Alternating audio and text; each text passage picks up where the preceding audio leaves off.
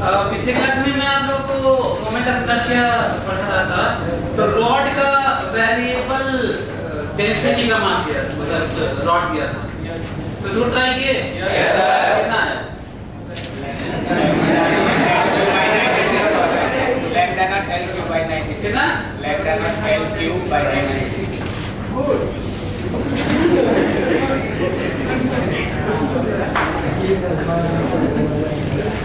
किसके बोलता था परपेंडिकुलर बाइसेक्टर?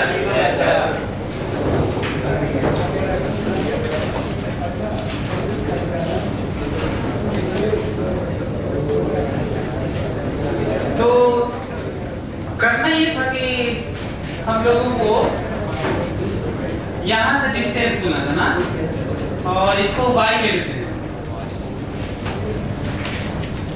y, तो x तो यहां से दिया था, और चाहे यदि हम लोग यहीं से भी x लेते ना, x यहां से भी लेते तो हम लोग L/2 माइनस भी कर देते, मतलब कोई जरूरी नहीं है कि हम लोग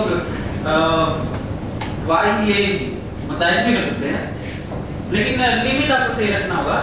आप ऐसे कर सकते हैं कि ये x ये है और इस x पे लेना दिया हुआ है, dm मास है, लेकिन दूरी आपको यहाँ से लेना है ना, तो बताओ ये परपेंडिकुलर बाइसेक्टर से डिस्टेंस कितना है इसका?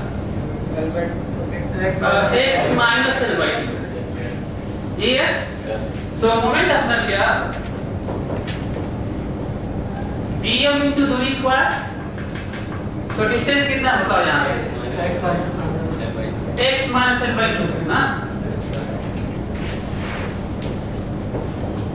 तो हम लोग ये जानना होता है किसी भी चीज में, कोई लॉ है, कोई जो चीज पढ़ रहे हैं उसमें हम लोग ये देखना होता है कि रियली में वो किसी एक्सिस से डिस्टेंस होता है, तो फार्मूला को अच्छे से समझना होता है, कब होल्ड करेगा, उसमें क्या अप्रोक्सीमेशन है, क्या अजम्पशन है। यदि आप ये ध्यान नहीं देंगे तो बदल जाएगा, तो फिर आपका सब गड़बड़ हो जाएगा। तो जैसे मोमेंट ऑफ इनर्शिया क्या है, तो मोमेंट ऑफ इनर्शिया है किसी एक्सिस पहले डिफाइन करते हैं या बाय डिफॉल्ट लेते हैं।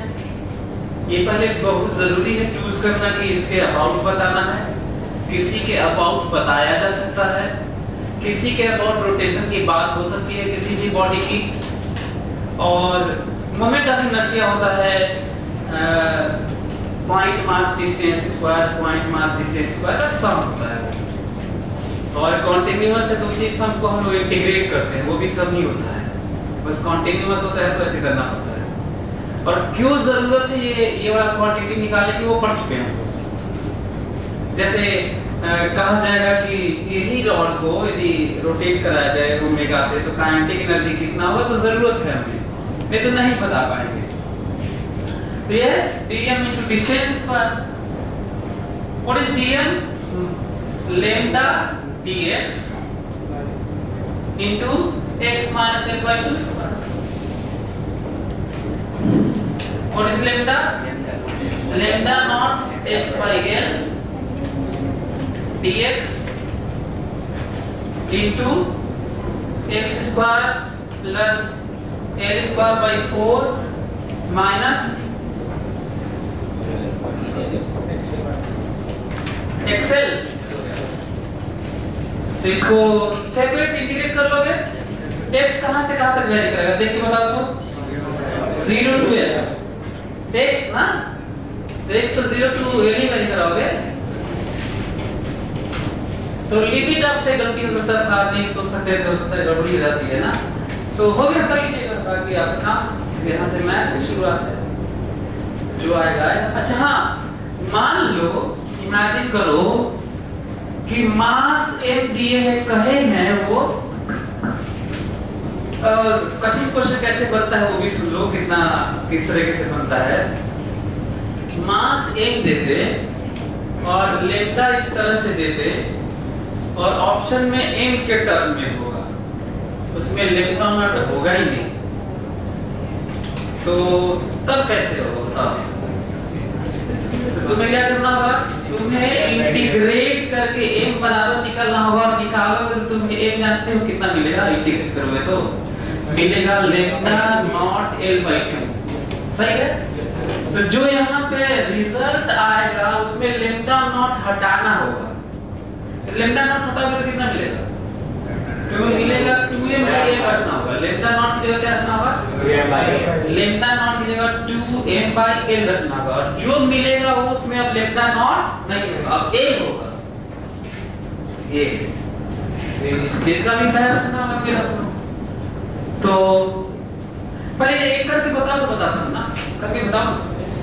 ये अगर इंटीग्रेट करो तब से कम कैलकुलेशन भी कर लो।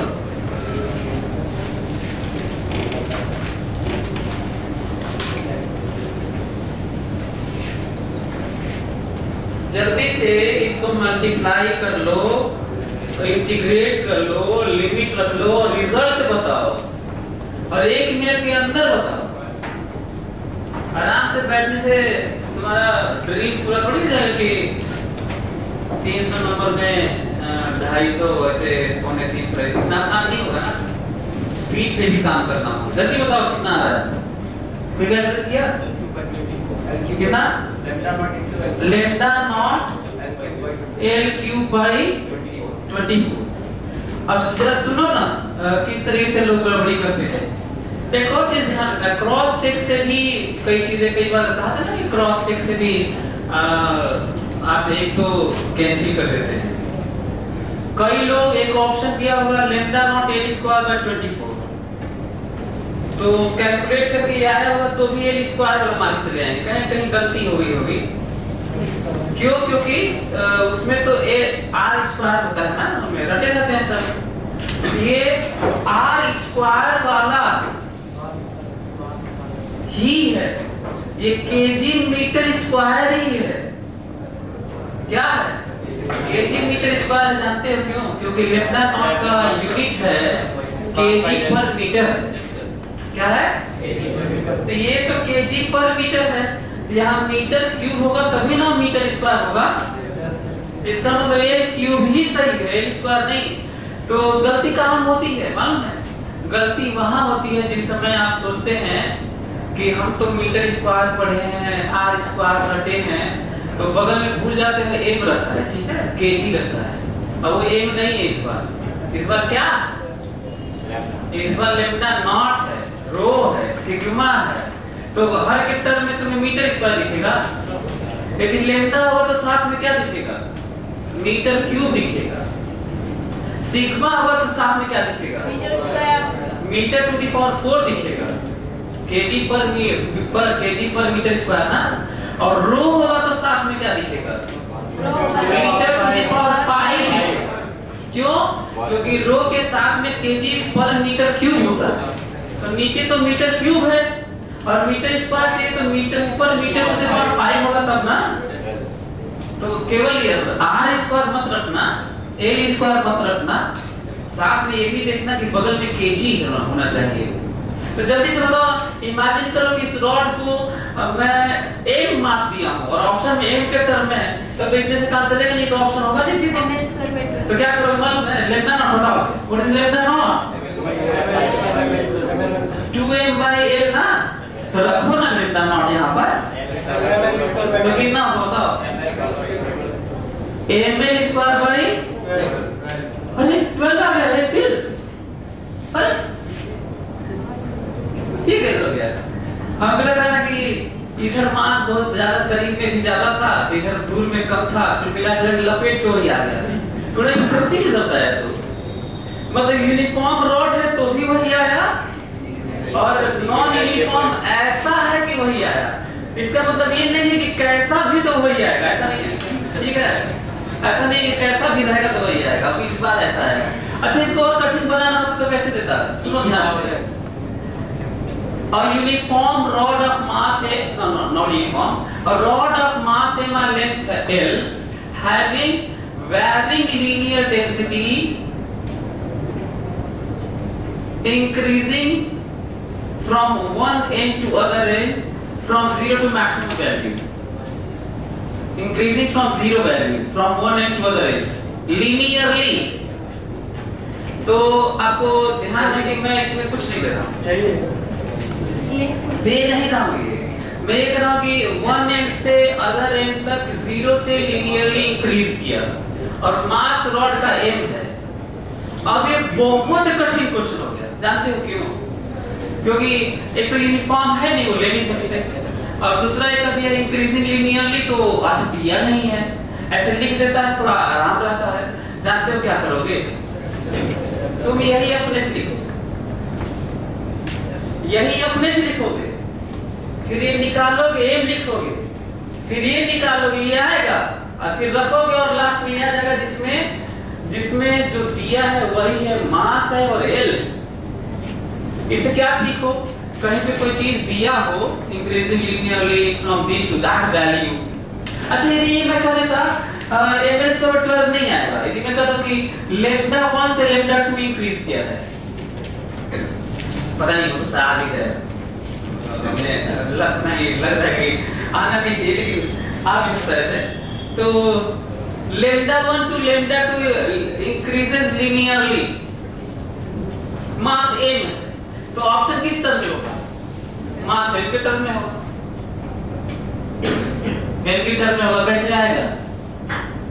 वही फिर से हम लोग हो सकता है कि सब्स्टिट्यूट ना भी हो पाए, क्योंकि lambda 1 lambda 2 है, तो हो सकता है दिक्कत भी हो सकती है, देखा जाएगा। तो क्या करना होगा आपको? मास निकाल के m के बराबर रखना होगा, फिर सब्स्टिट्यूट करना होगा, हटाना होगा, है ना? चलिए इस तरह की बातें हो गई। अब हम लोग मोमेंट ऑफ इनर्शिया पढ़ते हैं रिंग का, किसी भी चीज का पढ़ सकते हैं, रिंग का, डिस्क का, स्क्वायर प्लेट का, रेक्टेंगुलर प्लेट का, हॉलो स्फीयर, सॉलिड स्फीयर, कोन, हॉलो कोन, सॉलिड कोन। तो इसलिए पढ़ेंगे ताकि कॉम्बिनेशन को भी हम लोग जान सके। तो लिखो तो moment of inertia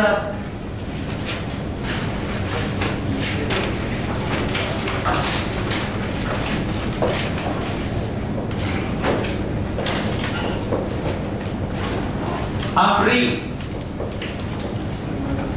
moment of inertia free.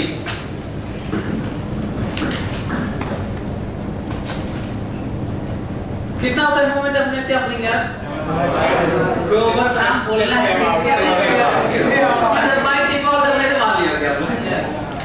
तो अपने एक्सिस के और ना, तो अपने एक्सिस के व्हाट एम आर स्क्वायर होता है। अच्छा वो दिखा देता हूँ,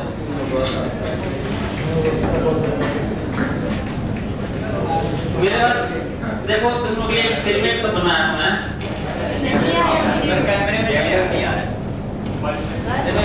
हमारा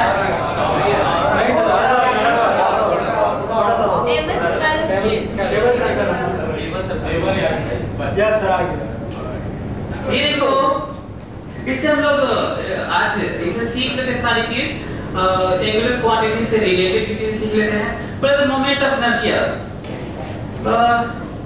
रिलेटिवली इसके कंपैरिजन में जो रिंग है ये से कंपैरिजन में इन सब का नेग्लिजिबल मास है ना? और जरूरी भी है इसको निकाल दो, इसको निकाल दो तो ये नेग्लिजिबल मास है ना? और यदि इसका मोमेंट ऑफ इनर्शिया देखो, एक्सिस ये है, एक्सिस इसे कहते हैं जिसके अबाउट रोटेट कर सकता है ये, तो मास, इसका मास देखो सब कितने दूरी पे है? r दूरी पे है। देखो ये बल्कि उसमें फोटो में कम दिखेगा, फोटो में यदि हम लोग पूरा फ्रंट व्यू बनाए तो एक्सिस ही नहीं दिखा पाएंगे, यदि एक्सिस दिखाएंगे तो ये दिखेगा नहीं, ये पूरा प्लेन ही, रिंग ही नहीं दिखेगा, लाइन दिखेगा। जैसे मैं यहाँ से देखूं तो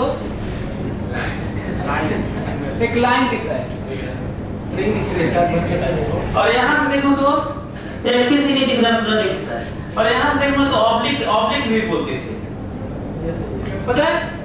ऐसे देखने को क्या बोलते हैं? ऑब्लिक व्यू, और ऐसे फ्रंट व्यू, ऐसे साइड व्यू बोलते हैं, है ना? तो टॉप व्यू जैसे जो भी करिए ये फ्रंट व्यू को, तो यहाँ पे सब डीएम मास कितनी दूरी पे है? ये r दूरी पे, डीएम मास r दूरी पे, डीएम मास, तो dm into r square, dm into r square, dm into r square, dm into r square, सब dm into r square integrate करोगे तो क्या बाहर जाएगा आर स्क्वायर, और किसका समेशन हो जाएगा इंटीग्रेशन, तो उसका इंटीग्रेशन मास सेम हो जाएगा। तो रिंग का तो दिख गया कितना, लेकिन इमेजिन करो डिस्क है ये, मतलब यहाँ पे भी मास है, ये पूरा मास डिस्ट्रीब्यूटेड है। तो जल्दी से बताओ एम आर स्क्वायर होना चाहिए कि कम होना चाहिए कि ज्यादा होना चाहिए? आर रेडियस का है, कम होना चाहिए, क्योंकि पूरा मास आर दूरी पर तो है नहीं, करीब में भी है ना, तो कम होना चाहिए। तो निकालने पे लपेट कितना आता है? अच्छा हॉलो स्फीयर, हॉलो स्फीयर तो उस पे भी रिंग से कम आना चाहिए, क्योंकि जो हॉलो स्फीयर होगा उसमें भी तो एक्सिस के पास में मास होगा सर, हैं? सॉलिड स्फीयर होगा तो और भी एक्सिस के पास में मास हो जाएगा। तो ये देखा जाता है कि डिस्क रिंग का, डिस्क का, हॉलो स्फीयर का और सॉलिड स्फीयर में रिंग का सबसे ज्यादा दूर होता है, पर इसके बाद हॉलो स्फीयर आता है जिसमें मास दूर ज्यादा होता है, पास में कम ही होता है, लेकिन रिंग के बराबर तो नहीं होता, रिंग में तो पूरा ही आर दूरी पे होता है। तो सबसे ज्यादा इन चारों में कौन सा? रिंग का। और सेकंड पे जिसमें 2/3 mr स्क्वायर आता है, 0.66 कितना, और डिस्क का कितना आता है? 0.5 mr स्क्वायर कितना, और सबसे कम किसका होता है? 0.4 कितना, 2/5 एक चीज ये है। दूसरा चीज आप लोगों को जो आज के एक्सपेरिमेंट, ताकि हम लोग जब पढ़ेंगे तो बार बार एक्सपेरिमेंट दिखाने का कोई मतलब नहीं होता, लेकिन रियलाइजेशन के लिए दिखाना पड़ता है। इसे बोलते हैं plane of rotation, plane of motion इसे बोलते हैं। ये जो प्लेन है ये और हमेशा plane of rotation, circular motion, plane of rotation, plane of motion से परपेंडिकुलर एक्सिस के अलोंग, परपेंडिकुलर के अलोंग एक्सिस ऑफ रोटेशन माना जाता है। और यही रीजन है कि एंगुलर क्वांटिटीज जितनी भी है, यदि वेक्टर क्वांटिटी है जो ट्रीट किया गया है, तो सब प्लेन ऑफ मोशन के परपेंडिकुलर। जैसे देखो मैं फोर्स लगा रहा हूं, यदि मैं फोर्स ऊपर की तरफ लगाऊं तो घूमेगा ही नहीं, क्योंकि जो पोजीशन है उसी के लॉन्ग लगाने से नहीं, पोजीशन के परपेंडिकुलर वाले कंपोनेंट से टॉर्क लगता है। देखेंगे मतलब मैं ऐसे लगाऊंगा तब घूमेगा, समझ आ रहा है?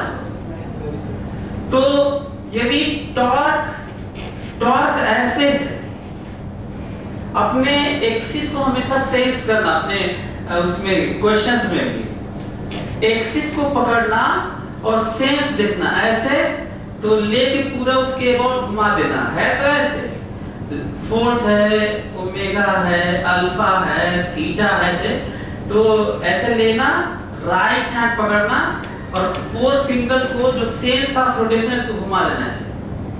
और किसको पकड़ना? इसके।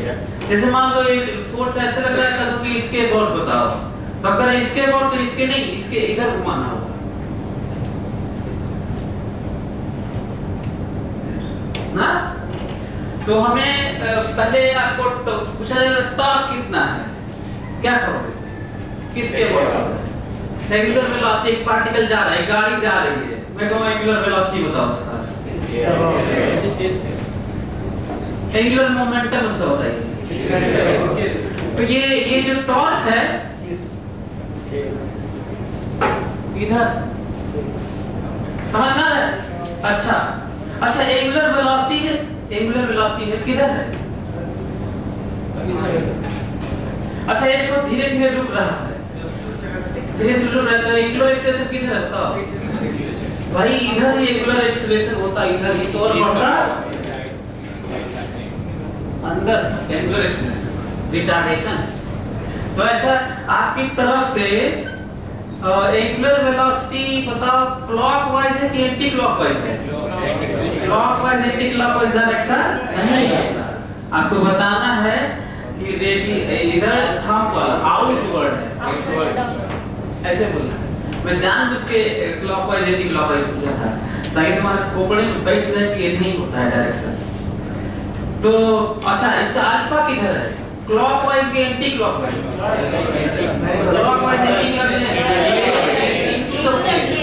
Into the plane of motion है। अच्छा ये देखो उल्टा भी चलने लगा। अच्छा ये मेरा टॉर्क किधर है? जल्दी सुना तो टॉर्क, मेरा टॉर्क किधर था? समझ में आ रहा है आप लोगों को?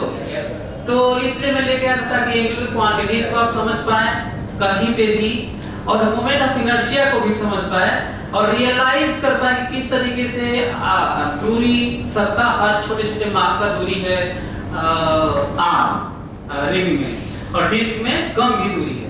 समझ में आ गया? तो टॉर्क का भी तो सेंस लेना है, राइट हैंड यूज करना है, 4 फिंगर्स को उसके अलोंग सेंस रोटेशन ऐसे। अच्छा इस समय टॉर्क किधर है? जल्दी बताओ तो। सेंटर अंदर। एंगुलर वेलोसिटी किधर है? अंदर। अल्फा किधर है? अल्फा किधर? अल्फा में अभी अल्फा किधर है? जब मैं पुश कर रहा था तो अल्फा किधर है? अंदर। अभी रुक रहा है तो अल्फा किधर है? उधर बाहर। कैसे रुक रहा है ना, ऐसे ना, समझ आ गया? तो यदि इन चीजों को समझना तो रियलाइज करके जो फोटो बना होगा उस पे जो रोका करना है ना। तो रिंग का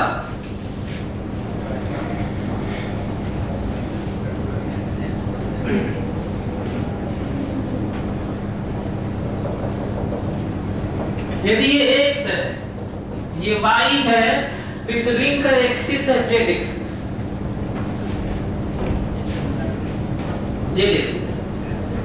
और ये dm मास है। तो एक और चीज, नई चीज आपको सीखनी है कि पहले हमें थोड़ा रियलाइज करना चाहिए इंटीग्रेशन वाले फॉर्म को, और एक्सप्रेशन थोड़ा छोटा लिख लेना चाहिए, और ये देखना चाहिए बहुत सारी चीजें कांस्टेंट तो नहीं है। ये नहीं कि फटाक से थीटा पे डी थीटा ले लिए, क्योंकि सर बताए हुए हैं कि जब कर्व लाइन होता है, मास चार्ज डिस्ट्रीब्यूट होता है, तो उस पे कर्व पे थीटा पे डी थीटा दिया जाता है। ये नहीं करना है। ये कब करना होगा? जब मान लो मास डेंसिटी वैरी करने लगे और थीटा के टर्म में रहे, तो अब तो मजबूरी है ना इसे। हालांकि उसका भी आंसर सेम r स्क्वायर ही होगा, क्यों जानते हो? चलो देख लेते हैं वैसे। तो फिलहाल थीटा पे डी थीटा लेने के बजाय पहले क्या देख लेते हैं? dm मान लेते हैं, और दूरी r है ना। तो बताओ i क्या लिखूं? बताओ। ठीक लिखा तो एक्सिस ये है ना, इसलिए मैं इसको z लिख भी देता हूं, ज्यादा अच्छा है। क्या क्या कांस्टेंट इसमें जल्दी बताओ। सब ऐसा क्यों किसका है? तो छोटे-छोटा dm का उसी का सम है, तो आंसर कितना है बताओ। तो एक और चीज सुनोगे, बहुत सारा वेरिएबल नॉन यूनिफॉर्म डेंसिटी का होता है। ये दिख नहीं रहा है। यदि नॉन यूनिफॉर्म डेंसिटी का होता है, इधर कहीं ज्यादा मास कम मास, ऐसे आधा लोहा का बना है, आधा रबर का, इस टाइप का फर्क नहीं पड़ता है, तब भी इसका मोमेंट अपने से मास पर होगा। जानते हो क्यों? dm चाहे जैसे भी लगा लो, है तो आधी दूरी पे ना, और समेशन dm होगा। क्लियर? तो ये मास पर रिंग का, तो irrespective of distribution of mass along the circumference of ring, बस रिंग होना चाहिए। मोमेंट ऑफ इनर्शिया अबाउट इस एक्सिस, अच्छा एक्सिस के अबाउट ही, इसके अपने एक्सिस के अबाउट mr स्क्वायर होगा, नहीं तो बाकी सब और गड़बड़ा जाएगा यदि वेरिएबल डेंसिटी का होगा। तो लिख लीजिए, और फिर डिस्क आप में निकालिए सर, इसको लिख लीजिए mr स्क्वायर, और लिखिए moment of inertia of disc, और कैलकुलेट करिए सभी लोग।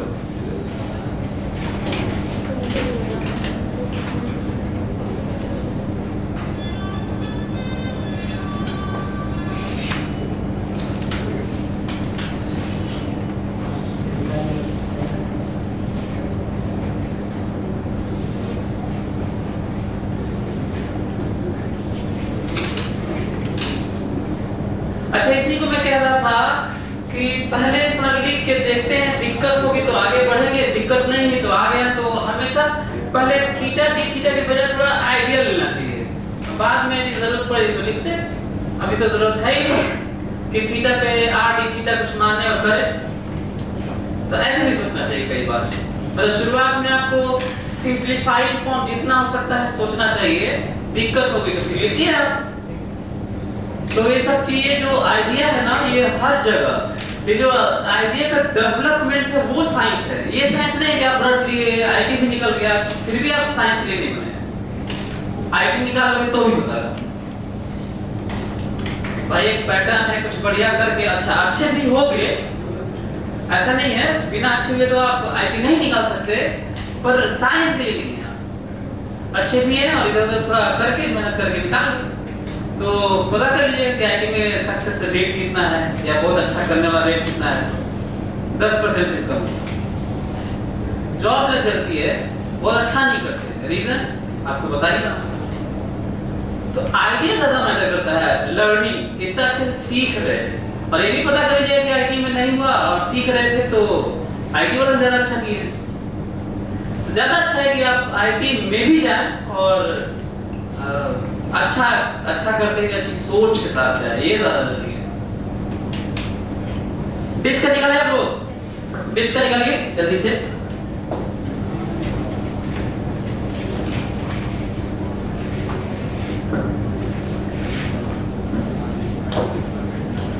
Moment of inertia of disc, और ऑब्वियसली मैं ये नहीं लिख रहा हूं किसके अबाउट, बाय डिफॉल्ट हमें अपने एक्सिस के अबाउट मानना है, तो जल्दी करिए।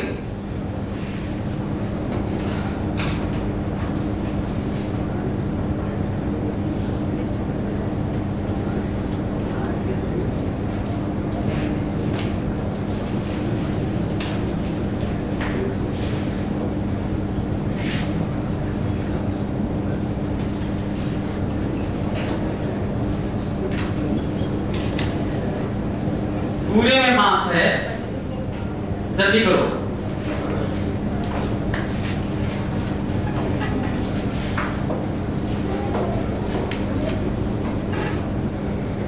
ये x है, ये y है और z है, तो बताना है z पे हो, I z।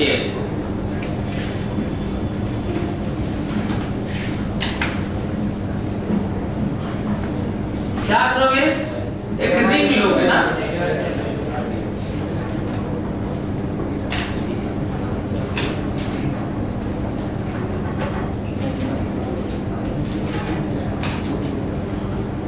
और वेरिएशन जिस तरह से रिंग बढ़ रहा है ऐसे बढ़ रहा है, देखो स्मॉल r और थिकनेस dr और ये है कैपिटल R। पिछले वाले में लिख लेना है सर, लिख कर ये साथ दिखाया लिखा है, लिखा था कि नहीं, लिखा था। ये देखो क्या लिख रहा हूं, देखो जो डिफरेंशियल रिंग, और रिंग का तुम्हें पता है ये जल्दी जल्दी में कैपिटल R लिख रहा है, डीएम रिंग, बल्कि ज्यादा अच्छा है कि इससे भी पहले में लिखता हूं, ज्यादा अच्छा रहेगा।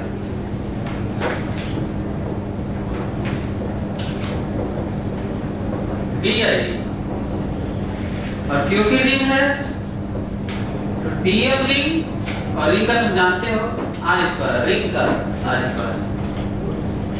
बता इसकी जगह क्या लिखूं, DM की जगह क्या लिखूं, DM ring, mass per unit area multiply by area. ये कितना एरिया है, 2 पाई r dr, सही है, ये dm है into r²। जल्दी जल्दी में कई बार ये छूट जाता है, लोग इतना ही इंटीग्रेट कर देते हैं, ये सब नहीं करना है, जल्दी जल्दी में छूट जाता है। लोअर लिमिट रख जाता है आप लोगों को, जिस तरह का रिंग लिए और जिस तरह से दिखाए हो रेडियस उसको उल्टा लौटो, तो सबसे कम रेडियस वाला रिंग 0 रेडियस का होगा, बढ़ बढ़ के कैपिटल R रेडियस का होगा। जल्दी बताओ कितना आया, हाँ m²/2, m²/2। लेकिन यदि मैं कहता कि नहीं ऐसा है कि मैं आपको सिग्मा देता हूं, अजीब सा sigma naught r by r है।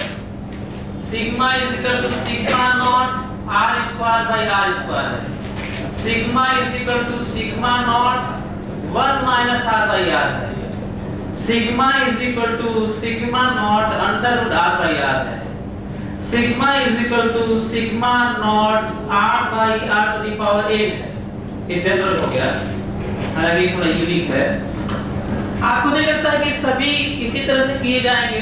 Yes, sir. रेडियल वेरिएशन है, तो जल्दी से मैं चाहता हूँ कि सभी लोग ये वाला बताएं, ये वाला जानते हो कहाँ रखोगे? ये देखो, ये सिग्मा है, ये बस सिग्मा है। तो मैं आपको बल्कि जनरल टर्म बता दी, जो आंसर आ गया तो ये तो आ ही गया है।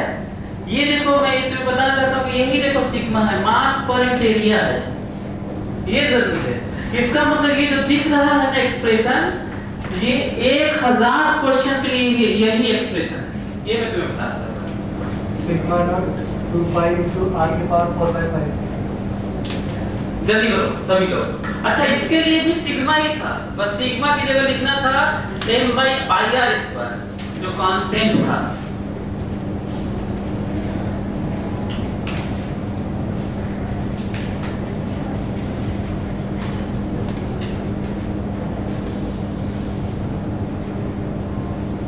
तो और भी मैं 15-20 बढ़िया बढ़िया लिख सकता था, लेकिन नहीं लिख रहा हूं, क्योंकि यहाँ पे रखते ही केवल मैथ्स हो जाएगा, उसके बाद आपका काम है।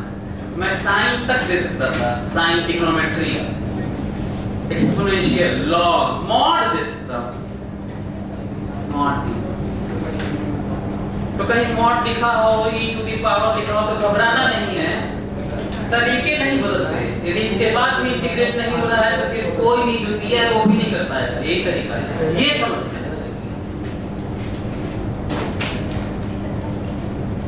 आ गया? कितना आया? 2 पाई इसके लिए? r पावर इसके लिए कितना है बताओ? 2 by sigma not r power 4 by 5 ना? और m की रिस्पेक्ट में अच्छा हाँ, 3m। ये जरा अब ये हमको बताओ कि ये तो दिया है, अगर ये मास भी m है, 3m/2/5। जल्दी से m के टर्म बताओ। ये बता रहे हैं कि 3m/2/5। जल्दी से करिए सभी लोग। ये बताओ कि ये तो दिया था, लेकिन ऑप्शन में सिग्मा नॉट है ही नहीं, m भी दिया था क्वेश्चन में, और आंसर ऑप्शन m में है, तो इतने से काम तो चलेगा नहीं है। तो क्या करना होगा? जल्दी एक एक चीज को सीखते हुए चलो, और ऐसा सीखो कि इस तरह की लर्निंग, इस तरह की चीजें दूसरे चैप्टर में अप्लाई कर लो, अपने से दूसरे चैप्टर करो, तब तो ठीक है। नहीं तो ऐसा थोड़ी है, सब एक ही तरह की चीजें होती हैं। यदि तुम यहाँ पे अच्छा करोगे तो फिर मैग्नेटिज्म की कहीं जरूरत पड़ेगी तो सोचोगे, अपने से सोच लो।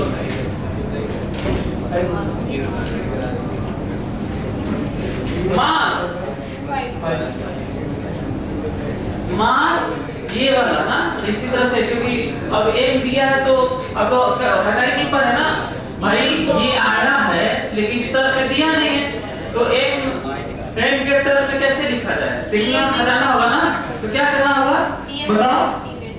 dm रिंग ना, बस dm ring,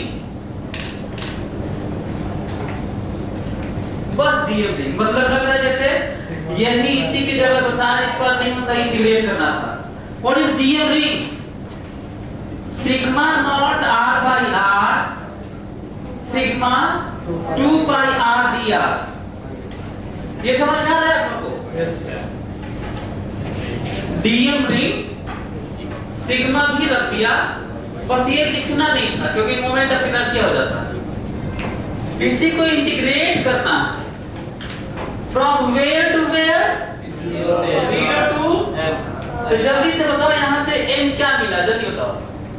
2 pi sigma not r²/3। 2 pi sigma not r²/3। ये मैं तो कहता हूँ कि डिस्क का ही मास पूछना खराब क्वेश्चन थोड़ी था, अच्छा था ये देखिए। डिस्क का मास है जो दिया गया, जिस तरह का वेरिएशन दिया गया उसका मास है। अब बताओ सिग्मा नॉट यहाँ से हटा लोगे कि नहीं, कहाँ रखोगे यहाँ? अच्छा ये क्रॉस चेक में ये भी ध्यान देना था, r⁴ आना चाहिए था। क्यों आना चाहिए था? समझ में आ रहा है? सिग्मा नॉट खुद ही kg पर मीटर स्क्वायर है। जब यहाँ पे kg पर मीटर स्क्वायर छुपा है तो यहाँ मीटर टू द पावर 4 रहेगा, तब ना मीटर स्क्वायर आएगा यार। ऐसे सोचना है।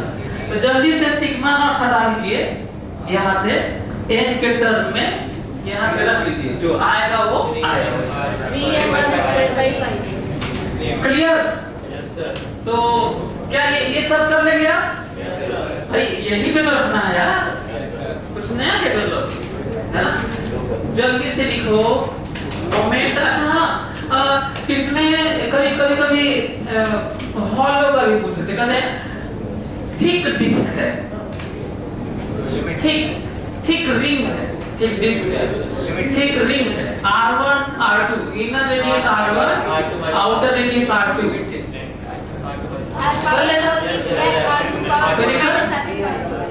जल्दी से लिखो moment of inertia hollow sphere.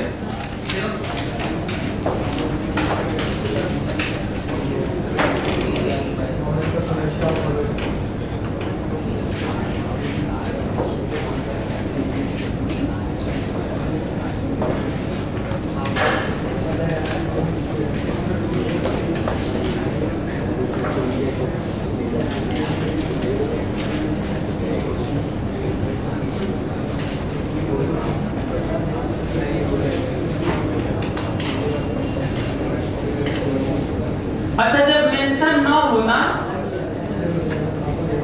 जब मेंशन ना हो तो हम लोग को थिन मानना होता है।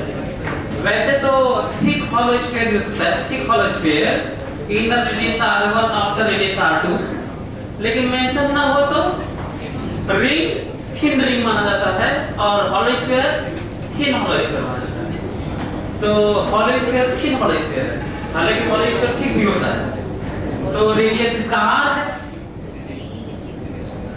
कैसे किया जाए बताओ?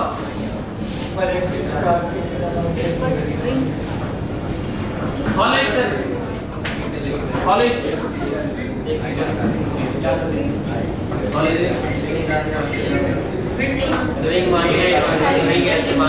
हाँ जल्दी से सभी लोग, 2 मिनट टाइम है, सभी लोग करिए।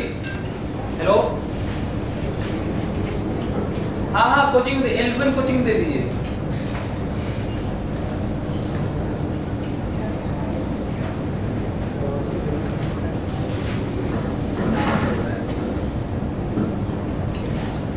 चलिए कर क्यों नहीं रहा, पेन चलाओ, करो अभी। बल्कि जब तुम कहीं भी जब किताबें भी पढ़ते हो ना तो चीजें समझने के बाद किताब में भले ही दिया हो पर तुम अपने से करो और फिर देखो कि तुम कहाँ रुक गए, फिर चेक करो कि क्या गलती हो गया। यदि ये इस तरह की ट्रेनिंग तुम अपने से नहीं ले रहे हो तो नहीं होगा।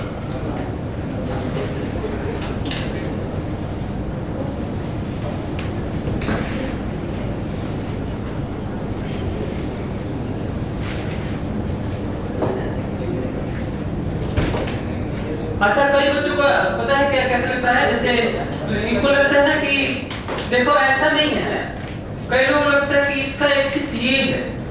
हॉलो स्फीयर का कितने एक्सिस सिमेट्रिकल होते हैं? इनफाइनाइट। जबकि रिंग का जो अपना सिमेट्रिकल जिसे बोलते हैं क्या बोलते हैं यार,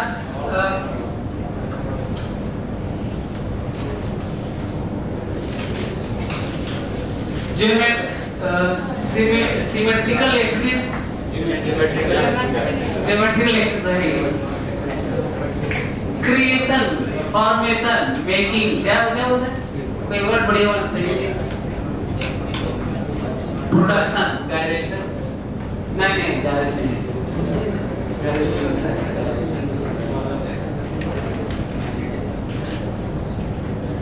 axis of creation, axis of formation, axis of production, diametric axis, axis आप तुम लोग होता टीचर तो नहीं था तो तुम लोग होता हाँ मतलब जो बन रहा है एक्सिस जो ऐसे मान लो एक रिंग बना देता है ऐसे ऐसे रख रहे हैं तो क्या बोलेंगे एक्सिस का हमें की चार तो मैं बताया एक तो तुम लोग का हाँ एक्सिस ऑफ डूइंग डूइंग में फॉर्मेशन मेकिंग प्रोडक्शन क्रिएशन ये सब होता है वो वाले फिर आप लोग एक चार पांच बता दे इसी में ले लेना चलो ठीक तो इसको कैसे करें देखो ऐसे रिंग लेंगे थीटा एंगल पे डी थीटा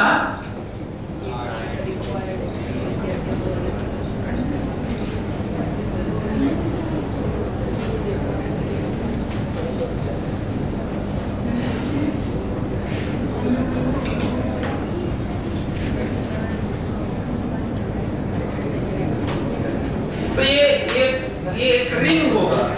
अच्छा सॉलिड स्फीयर होता तो टिप मिल जाता हम लोग अभी हॉलो स्फीयर तो क्या मिलेगा रिंग मिलेगा कितने रेडियस का रिंग मिलेगा बताओ यदि r रेडियस ये है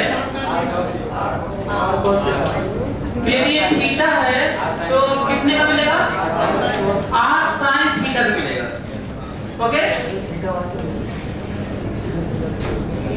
तो लिख क्या हम देखो hollow sphere di ring that is dm ring r square बताओ dm रिंग की जगह क्या रखो dm ये मास पर यूनिट एरिया है मास पर यूनिट लेंथ नहीं है कैसे पता चलता है कि मास पर यूनिट एरिया है मास पर यूनिट लेंथ है मास पर यूनिट वॉल्यूम है जब लेंथ के लॉन्ग चाहे ये लेंथ हो एक लाइन के लॉन्ग चाहे ये लाइन हो तो मास पर यूनिट लेंथ होता है कि जो हॉलो स्फीयर का सरफेस है लाइन नहीं है क्या है सरफेस है तो मास पर यूनिट एरिया ही होगा ऐसे तो mass per unit area total mass by total area 4 pi r into area बताओ ये जो एरिया है ये एरिया इस पे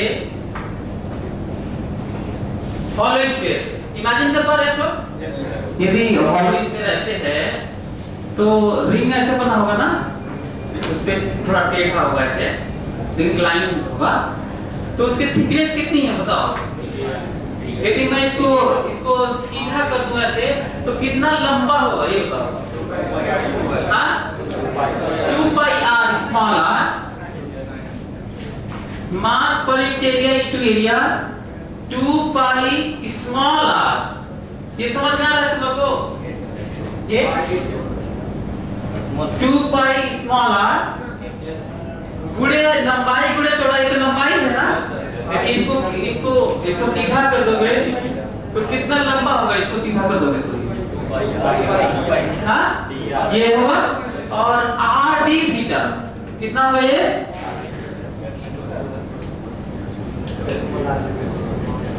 ये है हाँ कौन सा ये ना स्मॉल आर ना ये वाला स्मॉल आर ना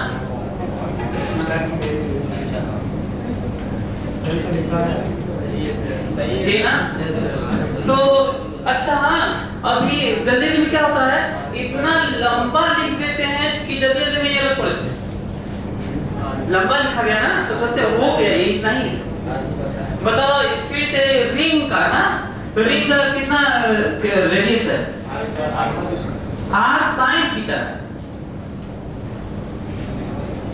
देखो कहां चला गया लेवल sin क्यू थीटा चला गया इंटीग्रेशन कैसे करोगे sin 3 थीटा वाला यूज करोगे उसमें sin क्यूब आता है ना तो sin 3 थीटा वाला फार्मूला लगा के हटाओगे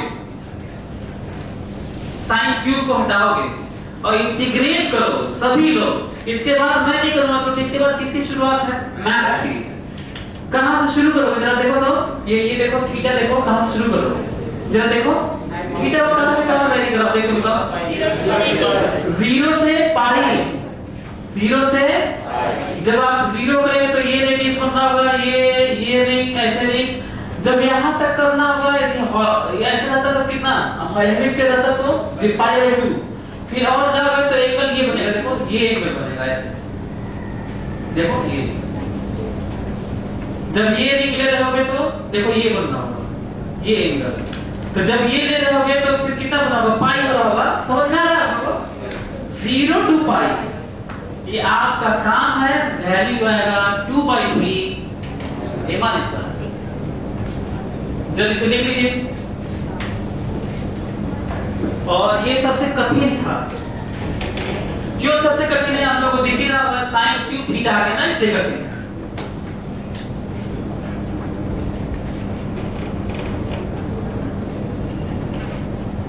सॉलिड स्फीयर कठिन नहीं है, ये कठिन है। सॉलिड स्फीयर क्यों आसान है, क्योंकि उसी में इसका यूज हो जाएगा ना, इसलिए।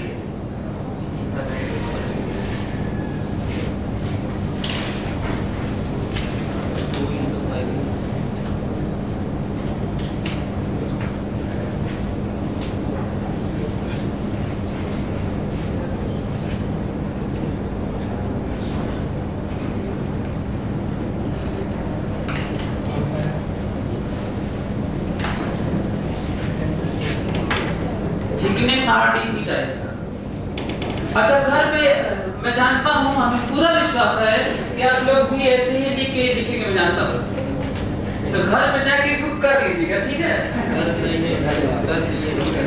कर लिए।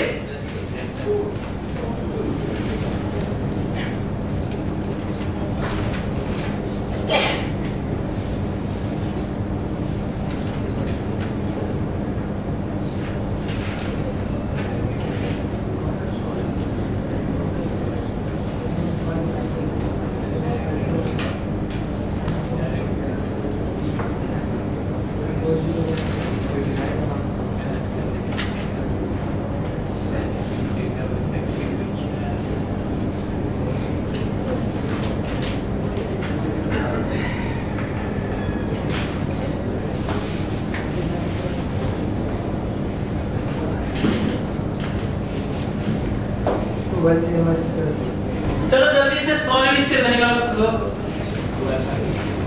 हो गया सर, 2/3 है।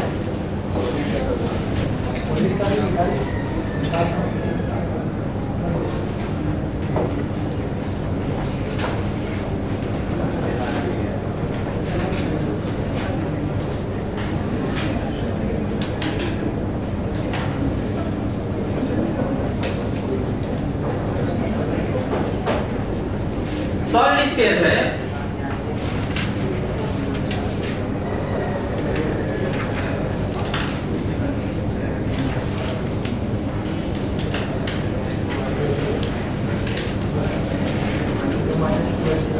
इसको कैसे कर सकते थे, देखो ध्यान से, इसको आप ऐसे कर सकते थे, स्मॉल आर या एक्स दूरी पे इसको स्लाइस ऐसे से काट दीजिए तो आपको डिस्क मिलेगा। जैसे मान लीजिए आलू है, सॉलिड स्फीयर है, उसको काटते होंगे पकौड़ी बनाने के लिए, चिप्स क्या होते हैं, कतली क्या होता है, कतली बोलते हैं, हमारे पकौड़ी बोलते हैं, आलू की पकौड़ी, तो ऐसे काटेंगे तो डिस्क बनेगा उसका। हालांकि आलू सॉलिड स्फीयर नहीं होता, बड़ा अजीब सा होता है, लेकिन जब उसको ऐसे काटेंगे तो डिस्क बनेगा। तो ये भी एक तरीका है, मतलब कोई जरूरी नहीं कि हॉलो स्फीयर वाला यूज करें, इसमें हॉलो स्फीयर का यूज हो रहा है।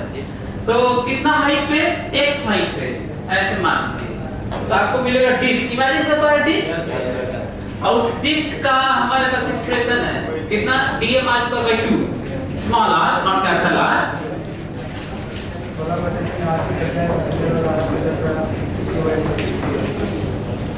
और फिर इसको उस डिस्क को चला दीजिए और आपको मिल जाएगा, और वही मिलेगा जो किसी भी तरीके से मिलेगा। लेकिन क्योंकि हमारे पास हॉलो स्फीयर का एक्सप्रेशन रिजल्ट आ चुका है तो वो थोड़ा आसान है, ज्यादा आसान है रिलेटिवली, क्योंकि मिल चुका है ना, इसलिए। तो देखिए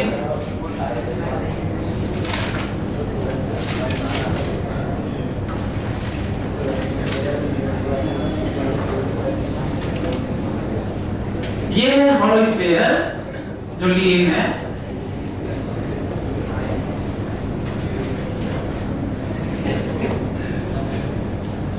और किस चीज को ध्यान रखना है हम लोग को, ये देखो हम लोग को ध्यान रखना है कि होल स्क्वायर का रेडियस r है और इसकी थिकनेस dr, ये ध्यान रखना है।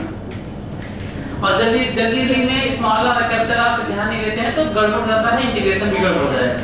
तो मैं क्या लिख रहा हूं वो समझा जाए ध्यान से, i di होल स्क्वायर। मैं जैसे लिख रहा हूं वैसे आप भी लिखिए। और होल स्क्वायर की जगह पे देखो क्या लिख रहा हूं, 2/3 dm whole square r square. अब तो पता है आईटी में एडवांस में टीचर टाइप में सब आ चुका है। यहाँ पर टीचर्स बहुत सारे रिक्रूटमेंट के लिए देते हैं, बहुत कम लोगों का, शायद ही किसी का सही है, कोई याद नहीं आ रहा वैसे। अभी तक हर साल बहुत सारे टीचर्स रिक्रूटमेंट के लिए बड़ी कोचिंग से कोटा से यहाँ वहाँ से आते हैं। रीजन फिर से मैं वही बता रहा हूँ कि आप भी वैसे ही हो जाएंगे। अभी कुछ दिनों तक रटने टाइप का रहेगा, एक्सप्रेशन जान गए, नहीं तो फिर वैसे जाके सबका गलत होता चला गया। क्यों? वेरिएशन किया था सॉलिड स्फीयर का, वो होल स्फीयर और 2/3 छोड़ देते और आप लोगों से भी छूट जाएगा। तो इसीलिए मैं जानबूझ के लिख रहा हूं di whole sphere 2/3 whole sphere का 2/3 dm whole sphere r square जो डिवाइडेड हुए 2/3। अब आगे बढ़ने जा रहा हूं, नहीं तो आप लोगों से टीचर से गलती होती है, इसलिए याद दिला रहा हूं। तो 2/3 यहाँ पे dm की जगह क्या लिखूंगा, मास पर वॉल्यूम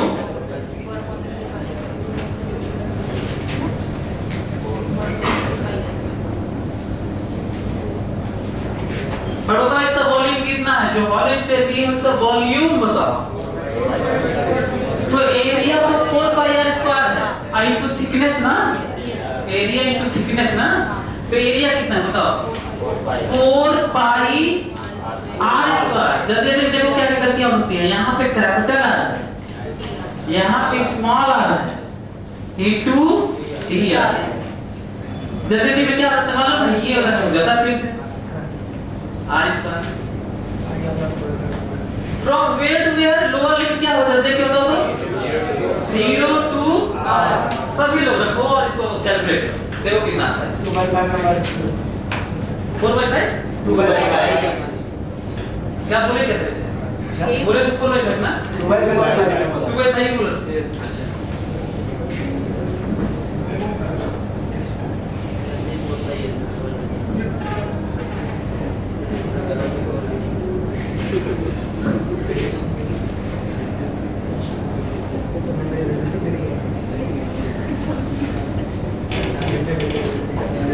अच्छा, जो एडवांस में आया है जिसमें पता था कि लोग गलतियां किए, वो मैं आपको याद दिला देता हूं। Rho is equal to rho naught r by r, rho is equal to rho naught r square by r square, rho is equal to rho naught under root r by r, rho is equal to rho naught 1 minus r by r, rho is equal to rho naught r to the power 8 by capital R to the power 8। तो हम चाहते हैं कि आप एक तो कर दे। अच्छा ये एडवांस में आता है जिसमें बताया था मोमेंट ऑफ इनर्शिया निकालिए ना, और ये का लगता है हम लोग नहीं ले रहे थे। कौन सा क्या ये फर्स्ट जल्दी केवल क्या करना है पता है आपको, 1000 टाइम लिख सकता हूं मैं इसमें, और केवल आपको ये इसकी जगह क्या लिखना है, रो लिखना है। रो नॉट इनटू 4/r के पावर 5/9, रो नॉट 4/r के पावर 5/9 नहीं जल्दी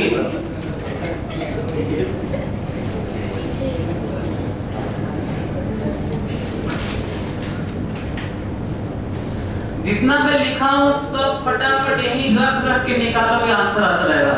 इससे ये समझो कि किस तरीके से हमें ये चीज जानने की जरूरत है, तो करना कैसे है इससे ये मैटर नहीं करता कि वेरिएशन दिया क्या, और ये बात करंट के लिए भी सही है, ये बात पोटेंशियल इलेक्ट्रोस्टैटिक मॉडर्न के लिए भी सही है, सबके लिए सही है।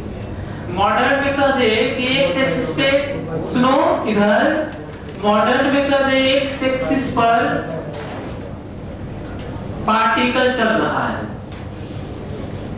एक्स एक्सिस पर पार्टिकल चल रहा है, और वो ये कहते किसी पॉइंट के अबाउट उसका एंगुलर मोमेंटम nh/2 है, n is integer, angular momentum ऐसे, एंगुलर मोमेंटम nh/2 है, यही अलाउ है, ये स्टेशनरी पोजीशन है जहां पे वो दिखता हुआ नजर आएगा, बाकी जगह इतना स्पीड होगा, ऐसा ट्रांजिशन होगा कि आपको नजर नहीं आएगा। इसका मतलब बोर मॉडल यदि ये न कहे और कह दे कि Bohr model is applicable for this case, electron नहीं जो न्यूक्लियस के अराउंड रिवॉल्व कर रहा है, बोर का ही ना मॉडल था, मतलब एंगुलर मोमेंटम का इंटीग्रल, एंगुलर मोमेंटम का इंटीग्रल मल्टीपल ऑफ h/2 पाई होना ही क्वांटम वर्ल्ड को, एटॉमिक वर्ल्ड को क्या कर दिया, क्वांटाइज कर डाला एक एक चीज को। तो कह रहा है कि Bohr model is applicable for this particle moving on x axis. तो ये पढ़ के डरोगे थोड़ी यार, ये कहीं थोड़ी कहोगे कि ये तो बोर मॉडल तो न्यूक्लियस और वो सब एटम में होता है, यहाँ पे क्या करे, ऐसे नहीं। तो फिर वही वाला होगा, किसी तरह आईटी में घुस जाओगे, भाई आईटी में तो तभी घुस जाओगे जब इसको छोड़ दोगे, पर आप बने नहीं ना साइंस के लिए, बहुत सारे साल में घुस जाते हैं, ये नहीं करते। इसलिए मैं बार बार बोल रहा हूँ कि यहाँ पे तरीके नहीं बदलते, अब यही रहोगे तो वही भी रखोगे, ऐसा थोड़ी है कि हम लोग ये तो कर लिए, साइन आ गया चाहे e टू द पावर कुछ इस तरह का आ गया, नहीं कर रहे। तो ये समझ में आया? तो यहाँ पे पता लगा कि कितना है, जल्दी बताइए, ये वाला पहला वाला यहाँ पर ये कितना है, 4/9 pi rho naught r to the power, बस ये है। और r टू द पावर 5 आना चाहिए कि नहीं, बताओ क्यों आना चाहिए? क्योंकि यहाँ पर मीटर क्यूब छुपा होगा, और यहाँ पे 5 करोगे तभी ना मीटर स्क्वायर होगा, नहीं तो मीटर स्क्वायर होगा कैसे? तो मैं तो कहता हूँ कि मान लो 4 ऑप्शन है और आप r टू द पावर 5 एक ही में है, तो फिर करोगे क्यों, मारवागे हो। लेकिन ये भी ध्यान देना, कई बार जानते क्या रहता है, कई बार रो नॉट को मास पॉइंट एरिया भी दे देते हैं सर, लीनियर डेंसिटी भी रो नॉट भी दे देते हैं सर, और आपके दिमाग में क्या रहेगा, बाय डिफॉल्ट लीनियर रहेंगे। रो नॉट ऑब्वियस है तो देखते आए हैं, हाँ तो वो देखते हैं तुम्हारी कभी सर पढ़ाए, कभी रो नॉट देखती पावर 5 होना चाहिए आपका, अब बोले थे सर कि मारो आगे, सर बोले मारो आगे, आज एक ही थोड़ा पढ़ भी लेना हल्का सा, पता नहीं क्या लिखा है ना, ये और दिया हुआ जल्दी से बताओ, यदि m दिया होता और क्या लिखा होता वो भी सुन लो, ये भी नहीं लिखा है, कह दिया कि सेंटर से सरफेस तक डेंसिटी लीनियरली इंक्रीज कर रही है, रेडियली, कैसे, और कैसे 0 से सरफेस तक लीनियरली इंक्रीज कर रही है, उसका भी आंसर वही है जो हम करने जा रहे हैं। जल्दी से करो, वैसे अभी फिलहाल इसका करो, और नहीं दिया तो भी मान भी निकालते हैं, जल्दी करो। 4/9 m² नहीं, गलत, 4/9 तो नहीं है, 4/9 नहीं है, यहीं पे मार्क नहीं रखती हो,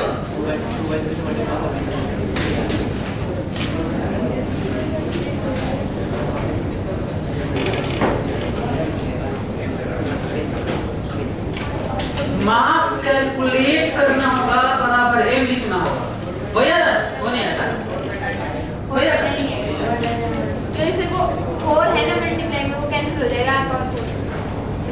हमें लग नहीं रहा है, हो सकता है लेकिन जैसे रॉड में आ ही गया ml स्क्वायर में 12 भी आ गया, कोई सिंबल 4/9 नहीं आ रहा, अरे ना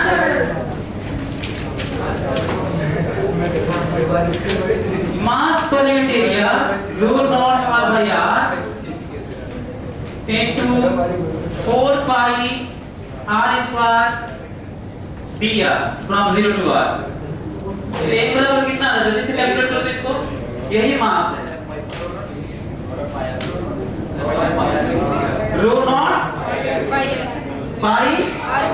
पाई r क्यूब। अच्छा इसीलिए बाकी सब में नहीं आएगा ना, इसलिए इसमें आ गया। अच्छा हाँ यार मैं ध्यान नहीं दिया, मैं उससे सोच रहा था मतलब 4/9 आ रहा है तो फिर 2/5 नहीं आ रहा ना, मैं 2/5 वाला में आता। ठीक है तो इसमें तो कॉन्साइड कर सकता है कि 4/9 ही रहता है, लेकिन 2/5 नहीं रहता। जो सॉलिड स्फीयर का 2/5 के r स्क्वायर होता है वो नहीं होता।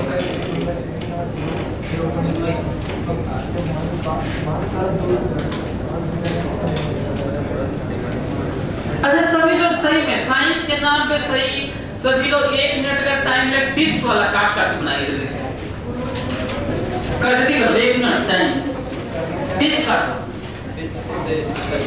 जल्दी, बैठो मत जल्दी करो, डिस्क ऐसे काटो, निकाला ये आंस।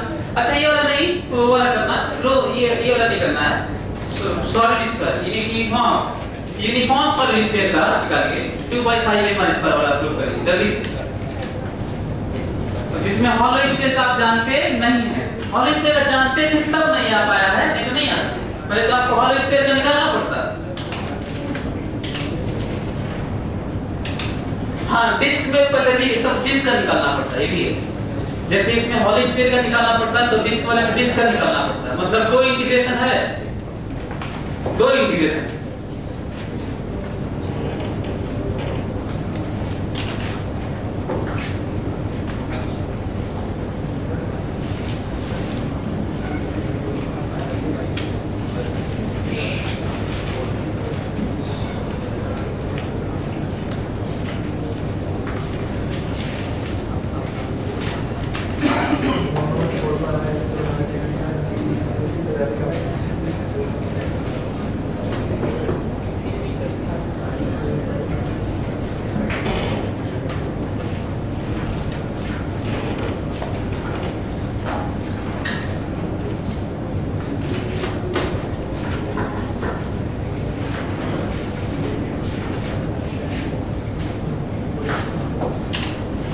क्या डिस्क वाला कर पाए तुम लोग, डिस्क वाला से?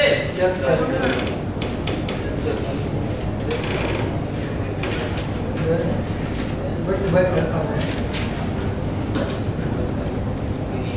आगे वही आ गया? यस सर, 2/5 मास।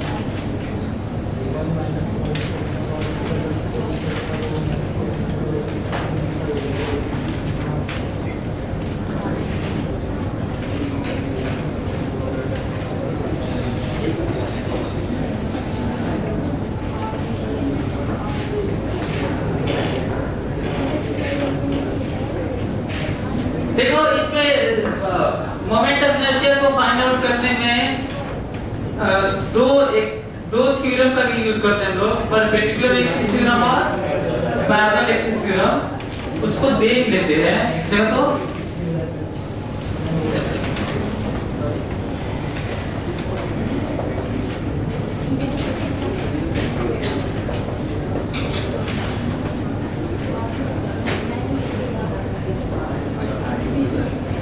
परपेंडिकुलर एक्सिस थ्योरम केवल किसके लिए एप्लीकेबल होता है?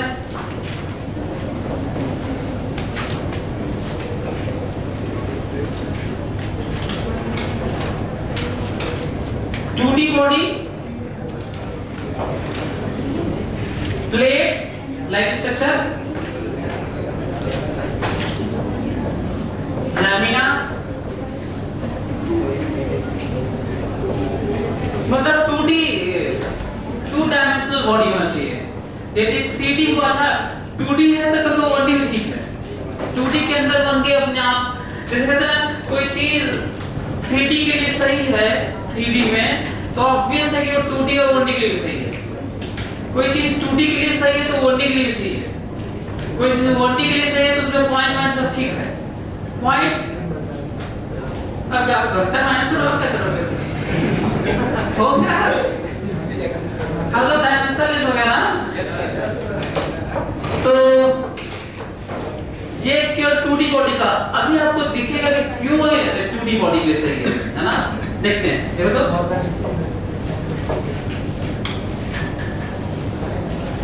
और हम लोग ये भी जानने की कोशिश करेंगे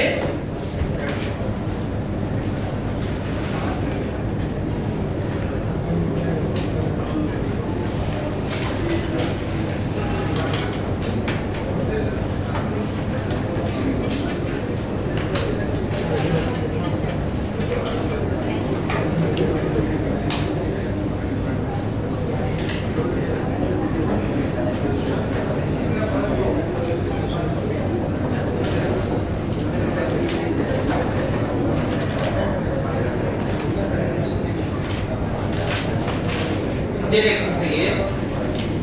और ध्यान देने की बात ये है कि सर 90 के लिए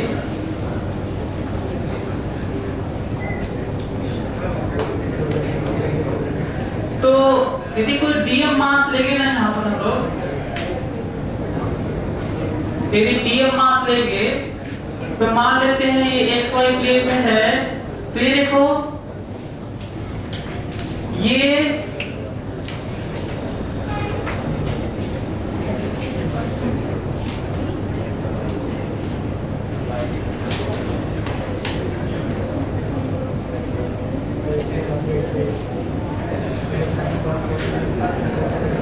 ये देखो ये दूरी, ये जो दूरी है ना, ये x है ये वाला और ये y है। ओके, सो मैं आपको पढ़ा चुका हूं कि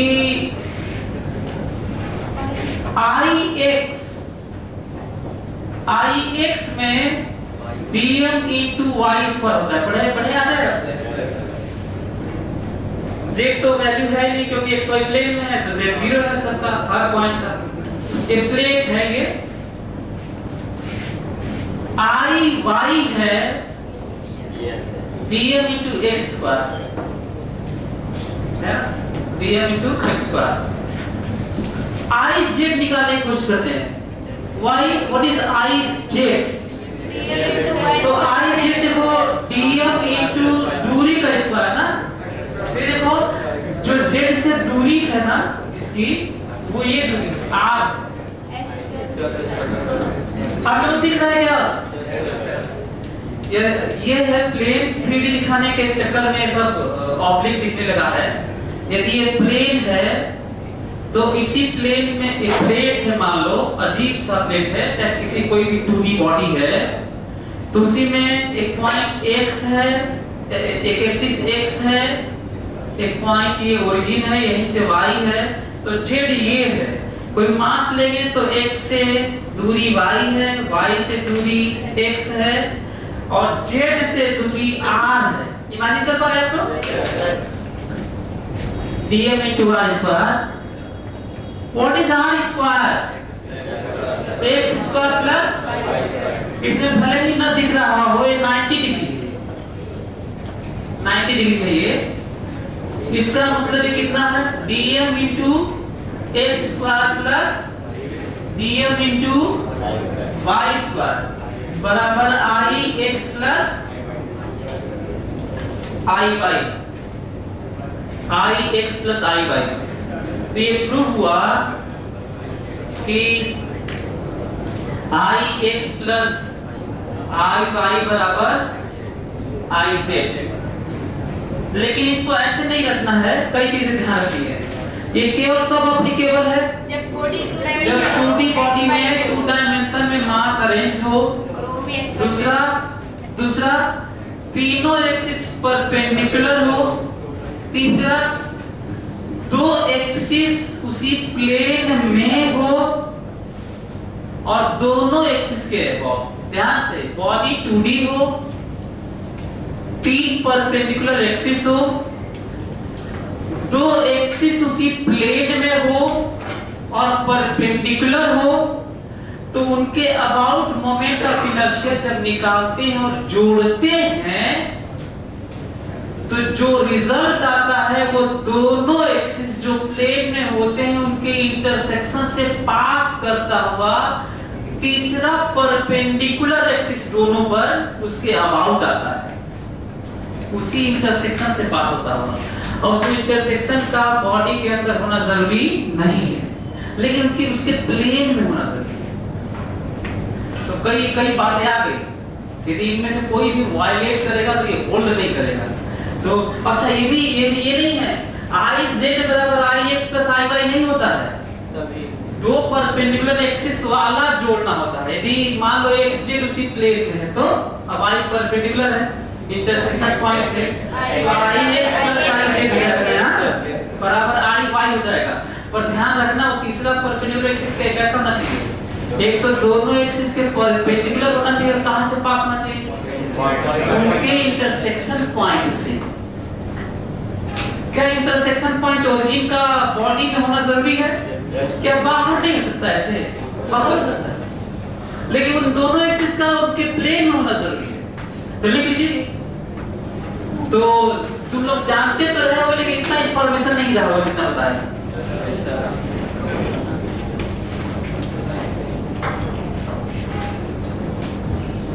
और 1D के लिए भी ठीक है, लेकिन 3D के लिए सही नहीं है।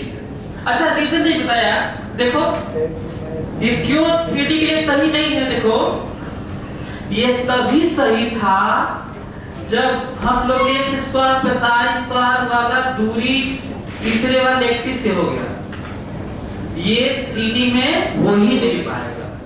तो ये लिख कब पाए, जब सब जगह z 0 था। ये केवल कब लिख पाए, जब सब मास के लिए z क्या था, 0 था।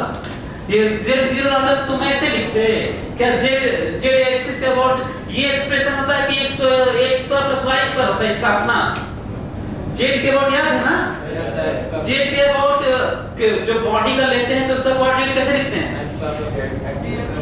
जैसे ये वाला हम लोग लिखते हैं i सॉरी ये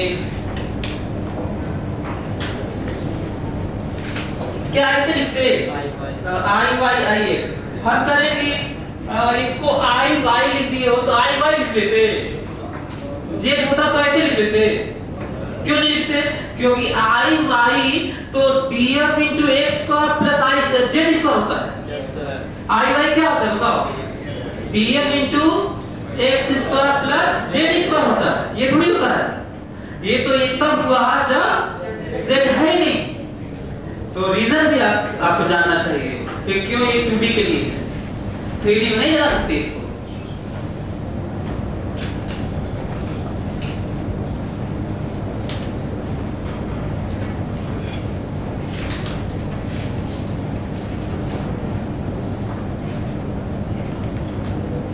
लिखिए जल्दी को, तुम्हारे पास लिखने के लिए 12.5 सेकंड और है।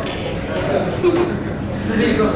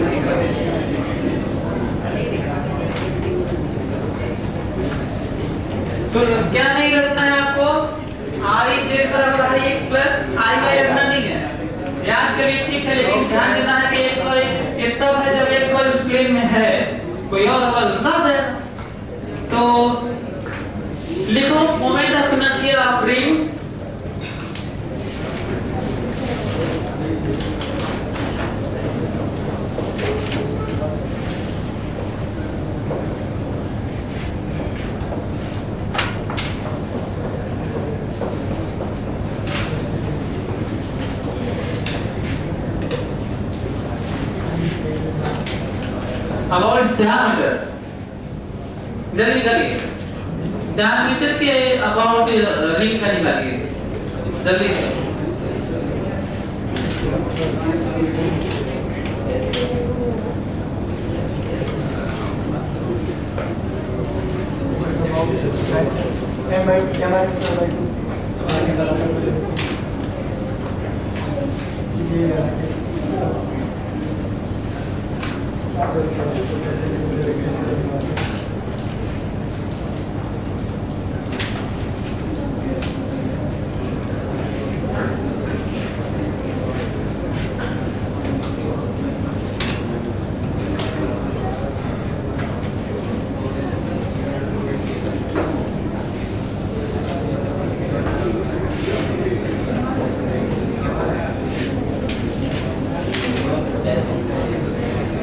ये x है, ये y है, ये z है।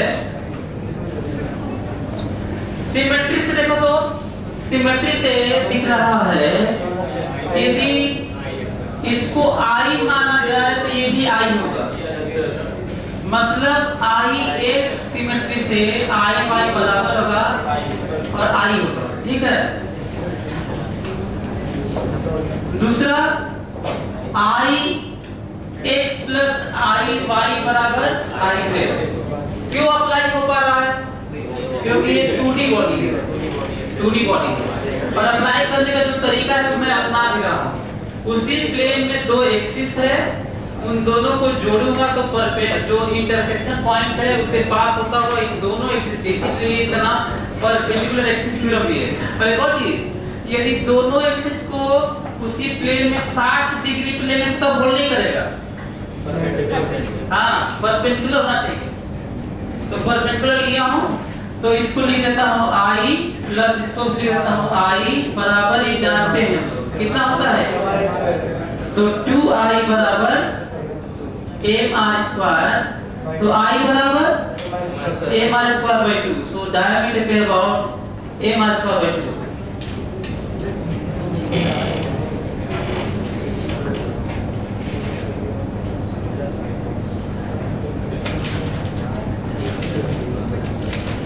अच्छा, आपके असाइनमेंट है ये घर पे करने के लिए कि माना कि हम परपेंडिकुलर एक्सिस थ्योरम नहीं जानते, हम लोग परपेंडिकुलर एक्सिस थ्योरम नहीं जानते हैं तो फंडामेंटल से करना पड़ता है। तो एक्स थ्योरम कैसे निकालते हैं? क्वेश्चन समझ में आया? जैसे मान लीजिए तो ये तो परपेंडिकुलर एक्सिस थ्योरम से निकाल दिए ना, फटाक से आ गया। मान लो परपेंडिकुलर एक्सिस थ्योरम नहीं जानते और x के अबाउट पाना होता, z के अबाउट तो आसान था, सब दूरी r है, हर चीज की दूरी r तो फटाक से आ गया था।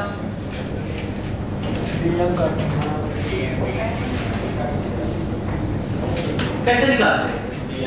ये देखो, सबसे x एक्सिस के अबाउट निकालने का मतलब this mass into distance square, this mass into distance square, this mass into distance square, this mass into distance square, this mass into distance square, 0।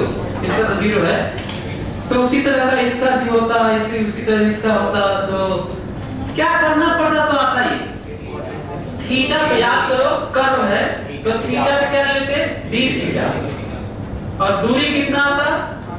ये थीटा, तो इधर थीटा cos को तो इसको इधर से भी ले सकते हो थीटा, अब इंटीग्रेट करते हो यही वैल्यू आता। कहां से इंटीग्रेट डिपेंड करता है कि तुम वैल्यू क्या ले रहे हो।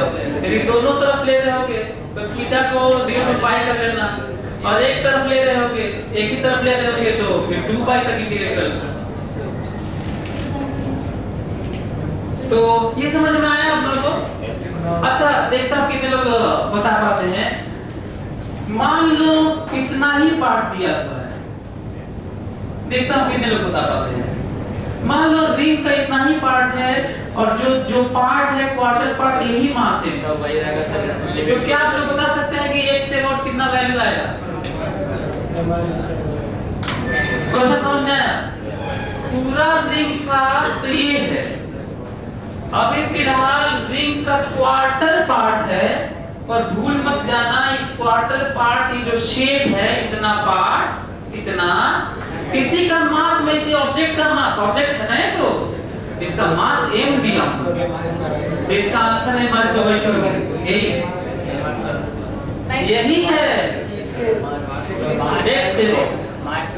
x के अबाउट यही रहेगा।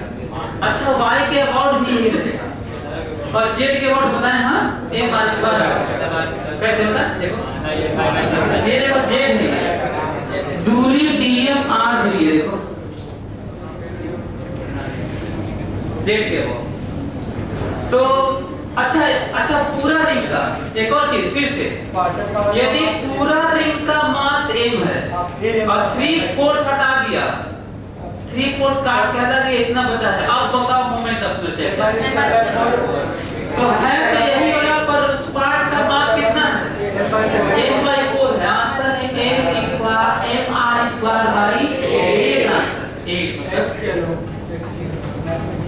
समझ में आ रहा है आप लोगों को? जल्दी से यही वाली बात फटाक से डिस्क का निकालो, डिस्क का डायमीटर देखो जल्दी।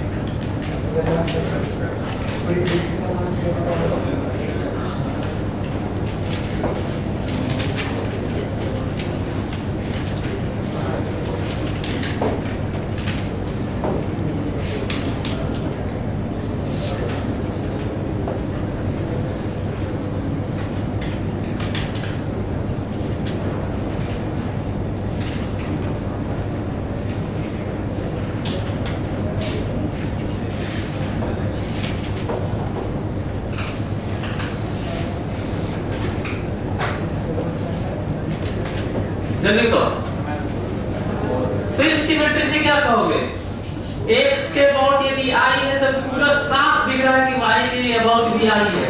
और यही नहीं, यदि कोई भी डायमीटर लूंगा तो i ही होगा, कितना तो आइडिया लग ही रहा होगा सिमेट्रिकल। तो डायमीटर कोई भी ले लीजिए, यदि एक डायमीटर से i कह रहे होंगे तो सब डायमीटर के अबाउट i है। एक तो ये पॉइंट है। दूसरा, यदि दोनों सब आई है तो क्योंकि डिस्क प्लेन है, प्लेट है, 2D है, तो परपेंडिकुलर एक्सिस थ्योरम होल्ड करेगा, होल्ड करेगा। चलो आई मान लिए हैं, ये होल्ड करेगा। तो बताओ हमारे पास ये z कितना होता है, तो कितना हो गया ये 4, तो हो गया, ठीक है।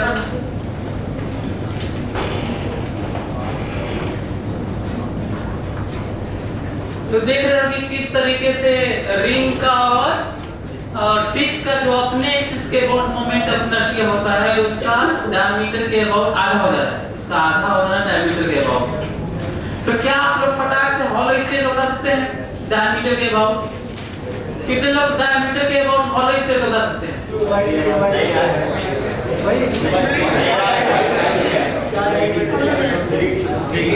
जो तुम जानते हो वो डायमीटर ही है, जो तुम जानते हो क्या है। हाँ, तो सेंटर से पास करता हुआ जो सिमेट्रिकल कोई भी एक्सिस होता है हॉलो स्फीयर का और सॉलिड स्फीयर का, वो सब डायमीटर होता है, सब एक्सिस सेम होता है, सिमेट्रिकल होता है। और यहाँ पे परपेंडिकुलर एक्सिस में होल्ड भी नहीं करता, क्यों? तो ये गलती नहीं करना है। हॉलो स्फीयर 3D है तो परपेंडिकुलर इस तरह नहीं सोचना है, और सॉलिड स्फीयर 3D है तो इस तरह नहीं सोचना है, कोन 3D है तो नहीं सोचना है, क्यूब 3D है तो नहीं सोचना है। यदि रॉड, थिक रॉड है जिसे सिलेंडर कहना पड़ेगा, नहीं सोचना, नहीं होगा। लेकिन हाँ थिन रॉड होगा ऐसे। अच्छा थिक रॉड ऐसे होगा, मोटा रॉड होगा तो 3D हो जाएगा ना, वो अपना रेडियस हो जाएगा, उसका भी निकालेंगे, बड़ा इंटरेस्टिंग है। तो कोन ये सब होल्ड नहीं करेगा, तो सिलेंडर के लिए होल्ड करेगा कि नहीं? नहीं, परपेंडिकुलर एक्सिस में सिलेंडर के लिए होल्ड नहीं करेगा। क्यों नहीं करेगा? 3D। तो इन सब चीजों को आपको ध्यान रखना पड़ेगा।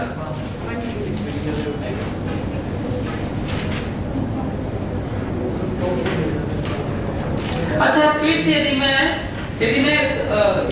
सेमी सर्कुलर डिस्क के अंदर यदि कहूं कि ये सेमी सर्कुलर डिस्क है, कहूं x और उसी का मास m है, कितने का मास m है, और कहूं x एक्सिस के बॉल बताइए तो सेम रहेगा। अच्छा कितने y एक्सिस के बॉल बता देंगे, y एक्सिस का बॉल इसमें रहेगा वही। अच्छा z axis m r square bye 2। अच्छा मानिए क्वार्टर पार्ट डिस्क का हो जाता है मास m है, क्वार्टर पार्ट का मास m है। आपको सरप्राइज होगा जान के ये आईटी में आ चुका है ऑब्जेक्टिव, और क्या फोटो था वो बता देता हूँ आपको। फोटो ये था, और बच्चे गलती भी करते हैं, देखो ये था फोटो ऐसे ना था। Quarter part of disc, this is x, this is y, z perpendicular 90 degree. मतलब क्वार्टर पार्ट ऑफ डिस्क है, रेडियस r है, मास m है।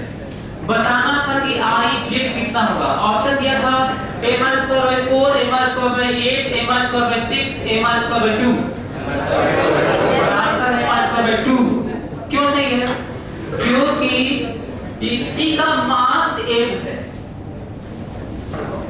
कंप्लीट डिस्क का मास m होता तो तब कितना होता? तब तो m r स्क्वायर बाय 8 हो गया। लेकिन कह रहे कि इसी जो दिख रहा है उसी का मास m है। तो तब क्या करते वो बता देता हूं ना, ध्यान से सुनना। तब आप करते ये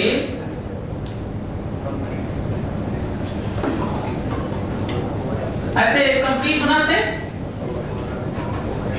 और कहते आई जेड के अबाउट कंप्लीट कितना मास होता बताओ?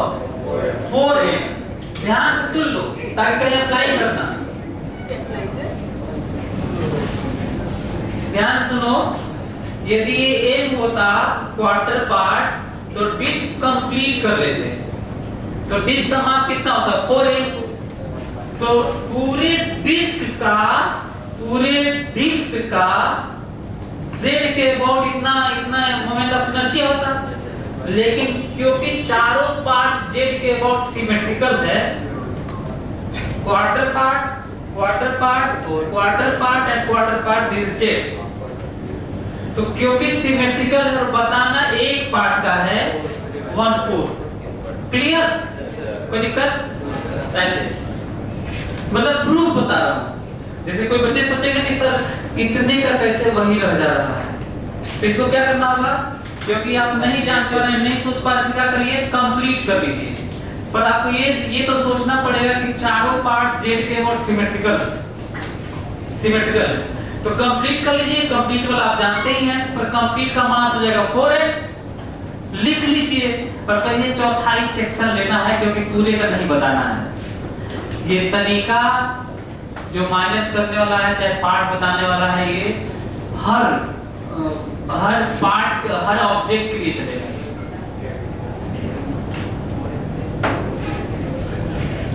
टाइम हो गया क्या? टाइम नहीं हुआ अरे टाइम बहुत है यार। तेरा बेटा तो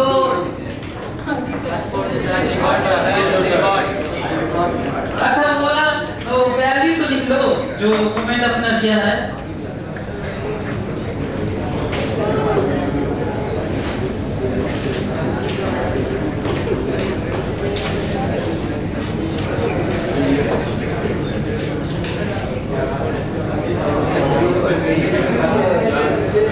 ये वैल्यू लिख लो। सॉलिड सिलेंडर और डिस्क का एक प्रॉपर्टी में बताता हूं, ध्यान से सुनना ना, जो मैं ऑब्जर्व किया हूं।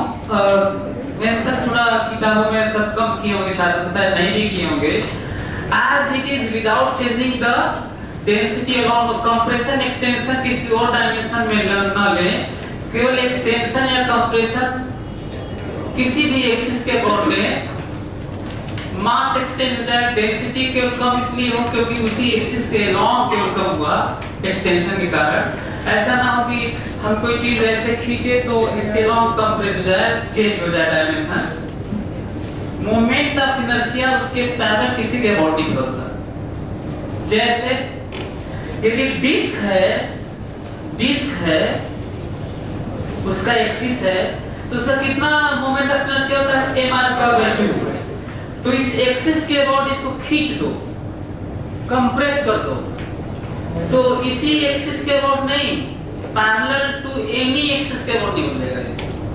क्योंकि यदि एक्सिस ये भी लिया जाएगा ये, तो उसके पैरेलल खींचने की बात हो रही है एक्सिस के अलावा। तो एक्सिस ये है ना, इसके अलावा खींच दीजिए। तो सिलेंडर को जिस एक्सिस के अबाउट आपको पाना है किसी भी चीज का, क्यूब तक का जिस एक्सिस के अबाउट पाना है उसी एक्सिस के अलावा, उसी के अलावा, किसी और के अलावा नहीं, कंप्रेस कर दो, चिपटा कर दो। क्यूब को चिपटा कर दोगे स्क्वायर प्लेट बन जाएगा। सिलेंडर को चिपटा कर, सॉलिड सिलेंडर को दबा दोगे तो डिस्क बन जाएगा। हॉलो सिलेंडर का दबा दोगे रिंग बन जाएगा, है ना। अच्छा, स्क्वायर प्लेट को या रेक्टेंगुलर प्लेट को उसके लॉन्ग, जिसके लॉन्ग पाना है उसके लॉन्ग दबा दोगे तो डंडा बन जाएगा। नहीं, इमेजिन कर पा रहे, ये प्लेट है ऐसे, इसको ऐसे दबा दो तो डंडा ही तो बनेगा वो। तो पर जिसके लॉन्ग शिफ्ट करोगे, कंप्रेस करोगे, एक्सटेंड करोगे, मोमेंट ऑफ इनर्शिया उसके अलॉन्ग या उसके पैरेलल के लॉन्ग, किसी के लॉन्ग, किसी के बॉडी बदलता है, बाकी सबके अबाउट बदल जाते हैं। तो इसका m²/2 क्यों है, समझ में आ गया। एक्सटेंड कर दो चाहे कंप्रेस कर दो, फर्क पड़ता ही नहीं। रीजन क्या है, क्यों ऐसा होता है मालूम है? इसका रीजन ये है, ध्यान से सुन लो। जब हम लोग कंप्रेस करते हैं ना ऐसे, तो जो जहां मास होता है जितनी दूरी पर रहता है उतनी ही दूरी पर रहता है, और आप पाते क्या है, m×r²। तो जब आप कंप्रेस करते हैं, एक्सटेंड करते हैं, तो किसी भी मास की दूरी नहीं बदलती, वो एक्सिस के पैरेलल ही शिफ्ट होता है, दूरी बदलता ही नहीं है उसका। डेंसिटी ज्यादा हो जाएगा अलग बात है, लेकिन dm तो नहीं बदल रहा है ना, वो तो उतना ही दूर लग रहा है। समझ में आ रहा है क्या आप लोग? कितने लोग समझ में आ रहा है? जैसा तुम्हें समझ में आ रहा है? समझ आ? तो उसी के अलावा तो अच्छा, हाँ, तो कई बच्चे कैसे करते मालूम है, खूब खुश हो जाते हैं, क्या थ्योरी है सर, बहुत बढ़िया। जब मैं कहता हूं ना कि बॉडी डायगोनल के अबाउट क्यूब वाला, पर ये देखिए सर दबा दिया हाँ, तो वहां दबा दोगे डेंसिटी डिफर कर जाएगा, बता। यहाँ पे तो ऐसे प्लेट को दबाओगे तो डेंसिटी यूनिफॉर्म रहेगा, इसको दबाओगे डेंसिटी यूनिफॉर्म रहेगा ऐसे, है ना। अब वहां पे दबा के और यूनिफॉर्म मान लेते हैं, कहते हैं कि देखिए सर प्लेट बनाया है हमारा, अब फटाक से बता दें बॉडी डायगोनल। तो ये भी ध्यान देना है।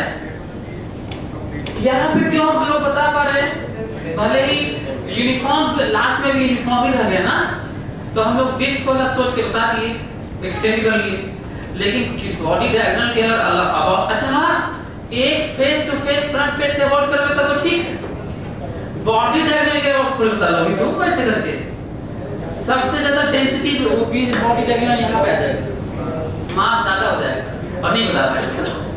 तो इसका भी ख्याल रखना होगा। तो जल्दी से नोट कर लीजिए, ये देखो हुक है, ये हुक का इसलिए भी ये दिखाया होता कि कहीं हुक लिखा रहे तो जानो कि हुक क्या होता है, हॉलो सिलिंड्रिकल टाइप का होता है ना। तो बहुत सारे लोग कहीं हुक लिखा रहता है तो नहीं जान पाते हैं, तो इससे आपको ये भी पता चल जाएगा कि हुक कहीं लिखा हुआ है तो क्या है वो। सॉलिड स्फीयर का तो हम लोग की रॉड का भी यही है। हाँ, ये इंटरेस्टिंग है, ये कितने आप लोग प्रूव करते हैं ये वाला। ये देखिए सॉलिड सिलेंडर है और सेंटर से पास होता हुआ डायमीटर है कोई, इंटरेस्टिंग है। देखो ये है 1/4 mr² + 1/12 ml²। सिलेंडर का लेंथ L है और उसका रेडियस R है। ये बहुत इंटरेस्टिंग है, ये प्रूव करना है मतलब को ना, होम असाइनमेंट है ये वाला, ये करिएगा। अगली क्लास में हम देखेंगे कि कहाँ से आता है, आप ट्राई करिएगा, ये प्रूव करना है। ये वाला तो फिर क्या है ये, और अच्छा ये हुक तो भाई रिंग है, बल्कि हुक और हुक हॉलो सिलेंडर में रिंग होता है, यहाँ से लेकर रिंग होना चाहिए। तो ये मास का वर्चुअल डायमीटर क्या होगा ना, ये वाला हुक रिंग टाइप होता है। यहाँ से तो यही लग रहा है। हाँ हॉलो स्फीयर 2/3 m², नीचे दिखा होगा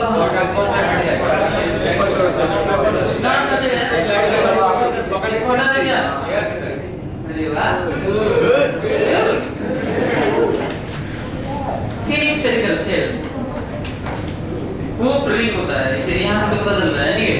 अच्छा हाँ, ये जो वैल्यू है देखिए, जो हम लोग 180 के वॉट निकाले थे m²/3,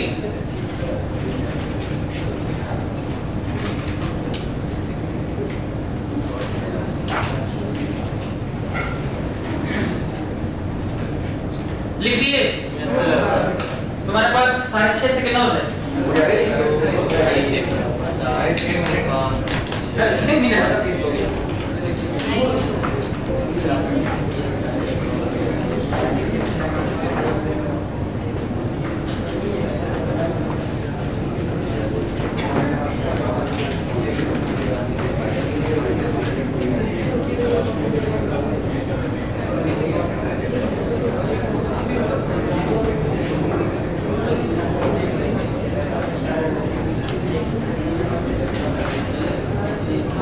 अच्छा ये देखो वाइवा पार्ट है, जो मैं बता रहा था कि जो डिस्क बनाया था, जो स्लाइस काटने वाला सॉरी स्लाइस का, तो इसी तरह का बन रहा था। तो ये 3D की तरह दिखाने के लिए मैं इसको ले लिया था।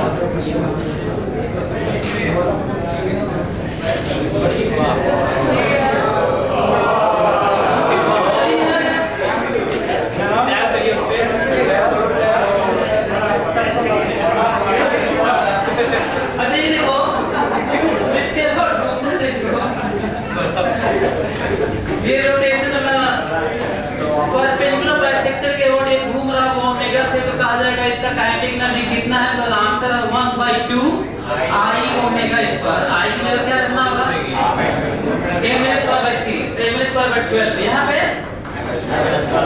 m²/3। तो उसी तरह का ये बच्चा दिखाने के लिए कि रोटेशन वाला ये कितनी है क्या यार,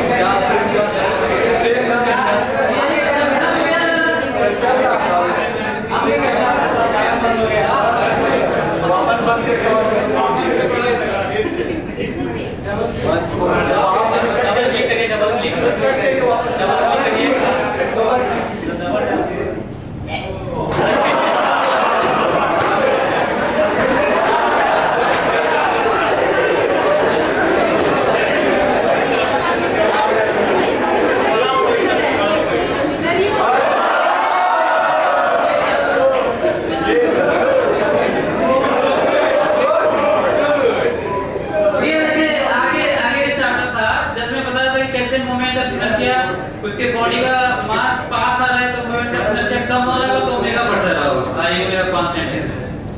देखो कितना तेज भागी, देखना जब पास में बॉडी आ जाएगी इसकी, देखो कितना तेज भाग रहा है, स्पिनिंग इसकी बस एक